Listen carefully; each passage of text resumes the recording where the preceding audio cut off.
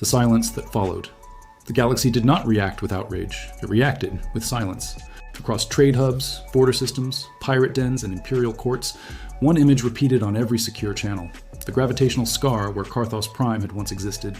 9,000 cycles of dominance, erased in 9 minutes. The Galactic Council convenes at the core of civilized space.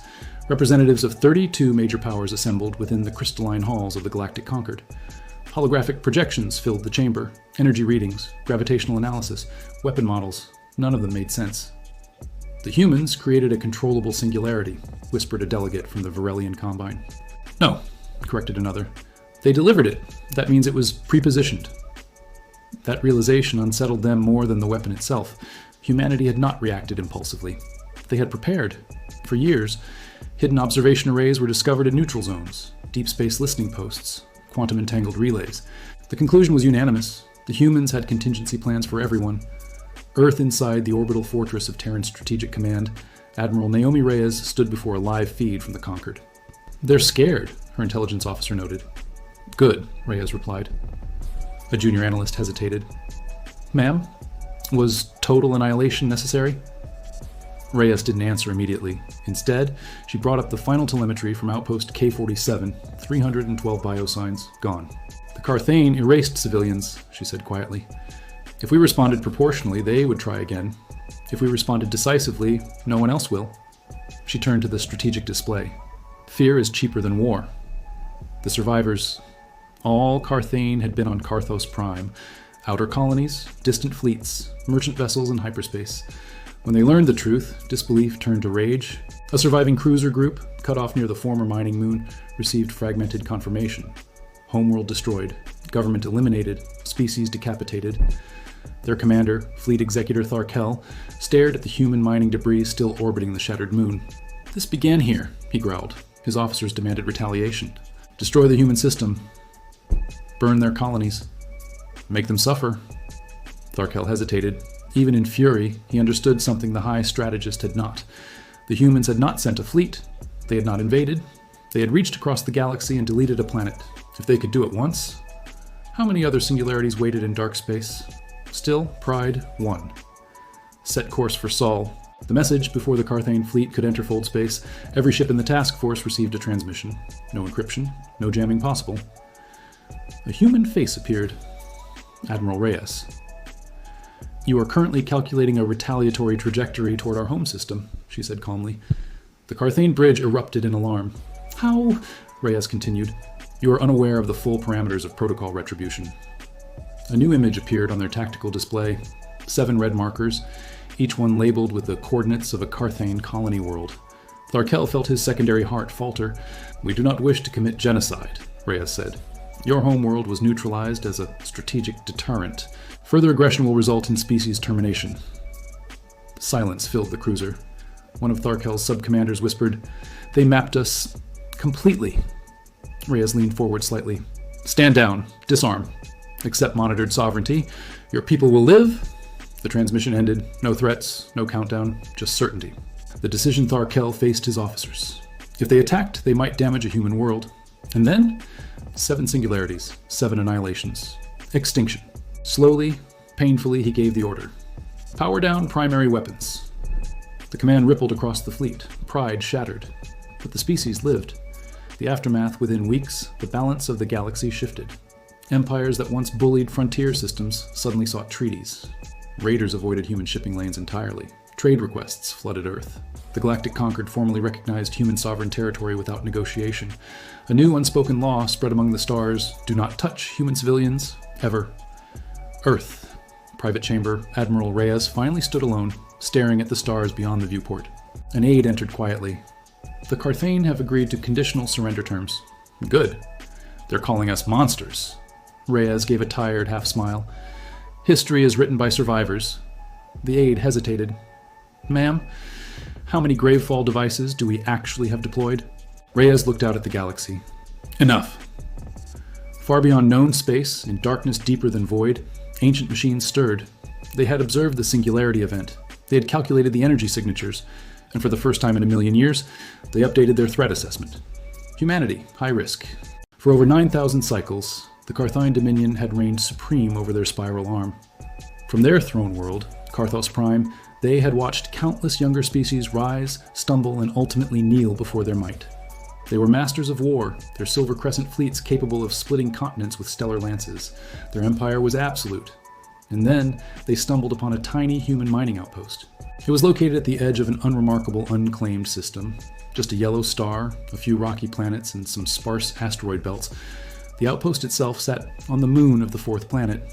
Its population was a mere 312 souls. Its defense rating was, for all intents and purposes, negligible. The species was cataloged simply as human. The Karthine High strategist, Vator, studied the holographic display with a flicker of irritation. From his perspective, these primitives were trespassing in Dominion territory. A subordinate nervously pointed out that the humans called this region independent space. Vator's eyes glowed faintly. All space, he declared, is Dominion space. The human station, designated Outpost K-47, was clearly industrial. It had no visible weapon arrays, no fleet presence, nothing to suggest it was a threat. The Karthane transmitted a simple, arrogant demand: surrender, vacate, kneel. The reply came back in just 32 seconds.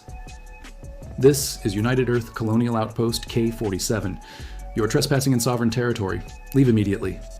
Vator nearly laughed at the audacity. Fire, he commanded. The first stellar lance struck the outpost's shield dome, and something unexpected happened. It held. The shield didn't just hold, it absorbed the energy, shimmered and glowed even brighter. Vator was intrigued. A just yield, he muttered. The second volley was 3 times stronger. This time the shield cracked. The third volley punched through and the mining station ruptured in silent, catastrophic explosions. Metal and atmosphere vented into the void. A few escape pods managed to launch, but the Karthane point defense systems erased them from existence like sparks in a storm. In 4 short minutes, the human outpost was gone. System secured, the fleet commander reported. Vator, satisfied, turned away from the display. He ordered harvest ships to strip the moon and leave a beacon, a warning to any others who might dare to defy the Dominion. And then, 6 minutes later, the Karthane Dominion ceased to exist. It all began with a signal. Deep within Karthane space, hidden inside a distant cometary cloud, a small, unassuming human probe, dormant for 12 years, suddenly powered on. Its one and only purpose was to listen. Through a network of quantum-entangled telemetry, the probe detected the destruction of Outpost K-47. The instant the outpost's shield collapsed, a paired particle light years away flipped its state. The message was instantaneous. On the far side of the galaxy, in the Sol system, alarms blared to life. The massive Terran Strategic Command War Complex, orbiting Earth, lit up with activity. Admiral Naomi Reyes read the alert, her expression unreadable. Confirmation? She asked. The reply was grim. Outpost K-47 destroyed. No survivors. A heavy silence fell over the command deck. Identity? Reyes asked. Karthine Dominion. 3 cruisers. A junior officer, swallowing hard, said, Ma'am, that was a civilian mining station. Reyes nodded slowly, her eyes fixed on the tactical display. Then it qualifies. She turned, her voice steady and firm. Execute protocol retribution. Several officers visibly stiffened. One dared to ask, Full response, Admiral? Reyes didn't even blink. Her reply was cold and final. They fired first. Back on Karthos Prime, High Strategist Vator was in the middle of preparing a grand speech about territorial purity when space itself began to scream. There was no warning fleet, no invasion force, no armada of warships. Instead, reality itself tore open high above the planet. A sphere of perfect, silent blackness materialized in orbit, devouring light and hope alike. Karthane scientists panicked. It wasn't a weapon signature. It wasn't an energy projection. It was pure, unadulterated gravitational force. And then, the horrifying truth dawned on them. It wasn't a ship. It was a manufactured singularity. A human device, codenamed Gravefall. On Earth, Admiral Reyes watched the live feed, relayed from stealth observation satellites that had been hidden in Karthane territory for years. Preparation. Humans were masters of preparation. The Singularity began its work, consuming orbital platforms first. Defense arrays crumpled like paper, shipyards stretched, then snapped. Karthane cruisers tried to make emergency full jumps, but the violent space-time turbulence shredded them before they could escape. Down on Karthos Prime, the planet itself began to tear apart. Tidal forces ripped continents from their bedrock. Vator could only stare at the darkening sky, whispering, "This is impossible." Then, a human voice cut across every Karthane frequency, calm, cold, and measured. "This is Terran Strategic Command. You destroyed a civilian outpost without a declaration of war. Under Human Expansion Doctrine 7, Section 4, the initiating civilization forfeits homeworld protection. Panic erupted across the dying world. Evacuation fleets tried to launch, but they were far too slow. The Singularity grew, feeding on the planet's mass. Oceans rose into the sky, and the atmosphere spiraled into the all-consuming darkness. The proud capital of a 9,000-cycle empire collapsed into a glowing disk of fire and debris. Within minutes, only an accretion ring remained. Then, the Singularity detonated in a contained burst of Hawking radiation, leaving nothing but a glowing scar in space where Karthos Prime had once orbited. Back at the ruined mining moon, the 3 Carthane cruisers finally received fragmented reports from home. Signal distortion, emergency codes, then utter silence. One of the cruiser captains, desperate for information, aimed a deep space telescope towards their homeworld. He saw it, the gravitational anomaly, the debris cloud, no homeworld, no command, no dominion. Only a single, final human transmission echoed across the open channels. A message for them and for the entire galaxy. We are not the strongest species in the galaxy. We are not the oldest. But we are the only ones who learned this lesson early. When you strike humanity as civilians, you do not get a second battle. The 3 remaining Carthane cruisers powered down their weapons. Across the galaxy, dozens of hidden human probes quietly updated their status logs. Carthane Dominion. Neutralized. Admiral Reyes finally allowed herself a single deep breath. Deploy relief teams to the mining region, she ordered, and send a message to every known polity. What message, ma'am? Her subordinate asked. She looked out at the endless stars, her voice carrying the weight of her decision. Humanity prefers peace. She paused for a moment, letting the words hang in the air. But we prepare for extinction-level responses. The ones who watched long before the Carthane Dominion rose, long before humanity left Earth, something else ruled the dark between galaxies. They did not build empires. They did not conquer. They observed. Across intergalactic voids drifted silent constructs, vast, dormant machines older than most stars. When the Singularity consumed Karthos Prime, those machines registered the distortion, a controlled gravitational collapse, artificially stabilized, weaponized. For the first time in 1.2 million standard cycles, the Watchers updated a classification. Emerging species. Human technological curve, exponential behavioral profile, disproportionate retaliation, long-term projection, galactic destabilizer. That last line triggered something that had not activated in ages. Intervention protocol. The signal from the Dark 3 weeks after the Carthine surrender, every major power in the Galactic Concord detected the same anomaly. Stars were vanishing, not exploding, not collapsing, turning off. Entire systems went dark, cleanly, precisely, as though removed from existence. No debris, no radiation burst, just absence. Panic spread faster than information. Then the message came. It did not travel through hyperspace, it did not use quantum entanglement. It appeared simultaneously in every high-orbit data network in civilized space, including Earth. The symbol was simple, a circle eclipsing a star, followed by translated text. Civilization. Threshold breached. Singularity. Weapon deployment confirmed. Species, designation, human. You have entered Phase 3. Inside the orbital fortress of Terran Strategic Command, Admiral Naomi Reyes watched in silence. Source? She demanded. Unknown, said intelligence. The signal isn't traveling, it's appearing. Another officer paled. Ma'am, long-range telescopes confirm it. The vanished stars, they're not destroyed. What are they? Relocated. The first appearance, it arrived without warp signature, without gravitational distortion, without warning. One moment, Earth's orbit was clear. The next, something occupied the space beyond Luna. It was not a ship in any conventional sense. It was a geometric impossibility. Vast metallic arcs surrounding a contained fragment of burning star matter. Structures layered across dimensions, phasing in and out of visibility. Civilian telescopes captured it instantly. Social networks exploded. Markets crashed. Military satellites locked target solutions that returned errors. Reyes stared at it through magnified projection. Open a channel. Before her technicians could comply, the being spoke, not in sound, in cognition. Every human within range felt it, like pressure behind the eyes.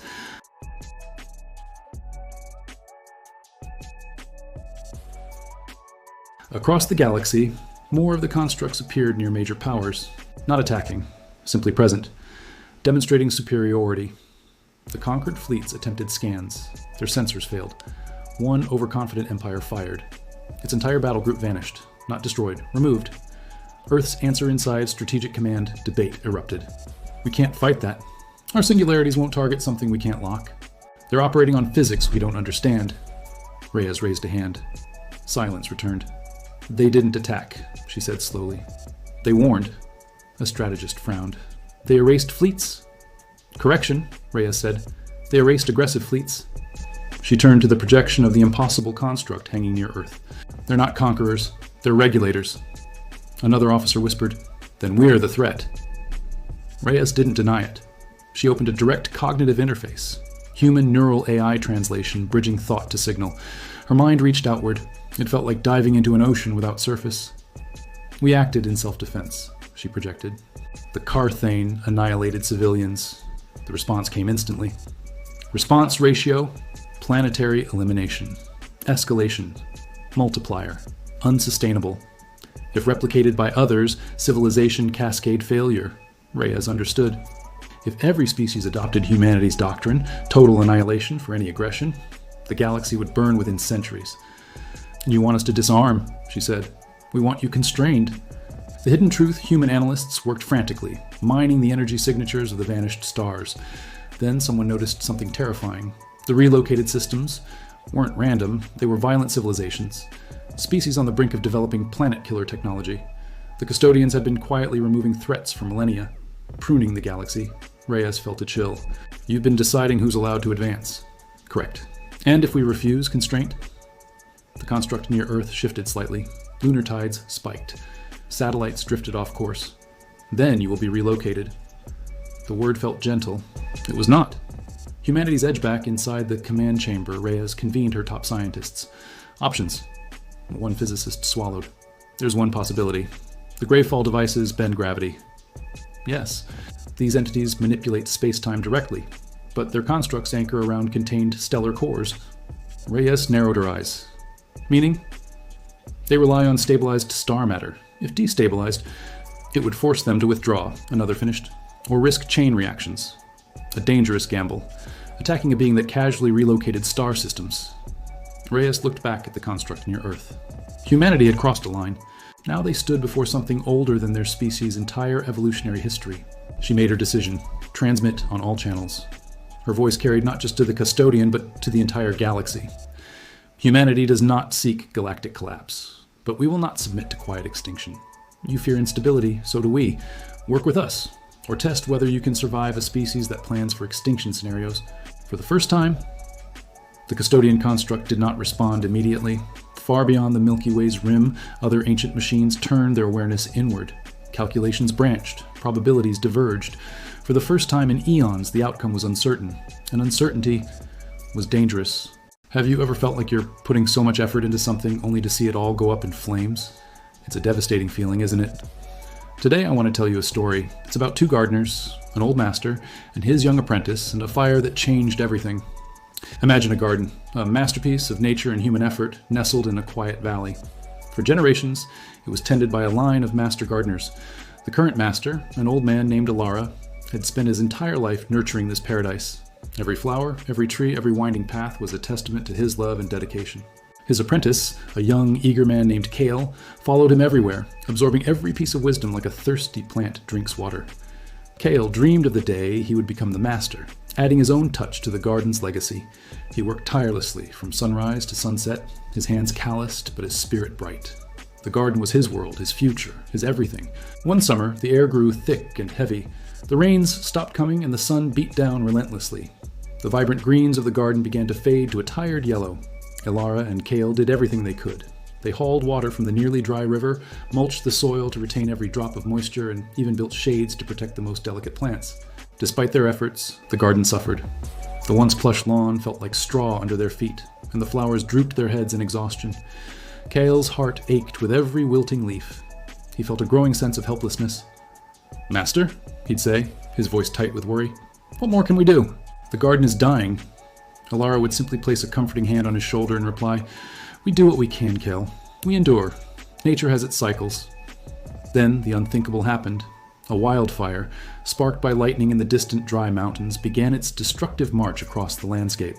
Fueled by the parched vegetation and driven by strong winds, it swept towards their valley with terrifying speed. The sky turned an ominous orange, and ash began to fall like a morbid snow. Panic set in. Villagers fled their homes, their faces etched with fear. Kyle ran to Alara, his eyes wide with terror. "Master, we have to leave. The fire is coming. We'll lose everything." Alara stood at the edge of the garden, his gaze fixed on the approaching wall of flames. He was strangely calm. He turned to Kale, his expression unreadable. "Yes, Kale," he said softly. "It seems we will." They were forced to evacuate, leaving behind the garden they had poured their souls into. From a safe distance on a high ridge, they watched in horror as the fire consumed their valley. Kale fell to his knees, tears streaming down his face as he saw the flames engulf their life's work. The giant oak tree that had stood for centuries, the rose bushes he had planted with his own hands, the serene koi pond, all vanished into a roaring inferno. It was more than he could bear. All those years of sweat, of hope, of dreams, turned to ash in a single night. The world felt empty, meaningless. He turned to Alara, expecting to see the same despair mirrored in the old man's eyes. But Alara was not crying. He was watching the fire with a profound stillness, a look of deep contemplation on his face.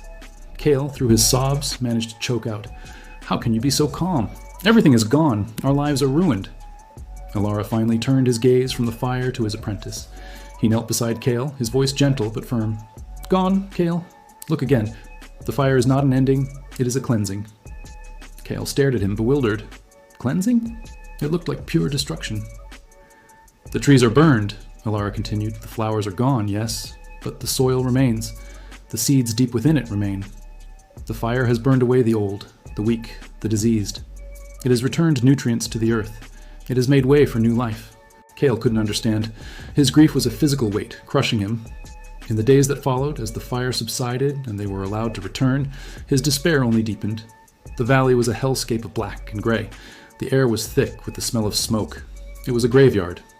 He walked through the skeletal remains of the garden, each step a fresh wave of pain. This was where the prize-winning orchids grew. This was the bench where he and Alara would share their lunch. It was all gone. He felt lost, adrift without purpose. He saw no future, only the ashes of his past. Alara, however, got to work. He didn't seem to see the destruction. He saw potential. He started clearing away the charred debris, his movements slow but deliberate. He tested the soil, his fingers sifting through the dark, nutrient-rich earth. He would point things out to Kale. "Look here," he'd say, pointing to a tiny green shoot pushing its way through the blackened ground. "Life persists."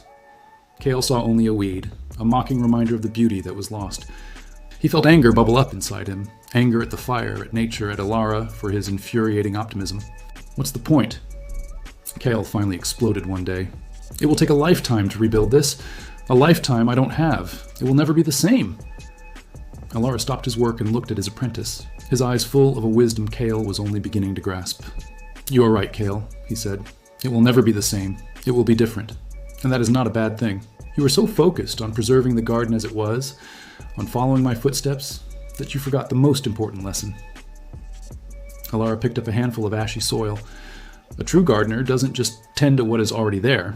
A true gardener understands the cycles of life, death, and rebirth. They see the potential in a barren field. They have the courage to plant a new seed in the ashes of the old. This is not a tragedy, Kale. This is your opportunity. He held out the handful of soil to Kale. "The old garden was my legacy. This," he said, gesturing to the vast empty canvas of the burned valley, "this will be yours. You are no longer just an apprentice, maintaining what I built. You are now a master, creating something new from the very beginning. You have the knowledge, you have the strength, and now you have a clean slate. What will you build?" For the first time since the fire, a flicker of something other than despair sparked in Kale's heart. He looked at the blackened earth, but this time he didn't just see loss. He saw what Alara saw, a blank page, an opportunity to design, to create, to build a garden that was truly his own, born from fire and ash. He took the soil from Alara's hand. He let it run through his fingers. It was still warm.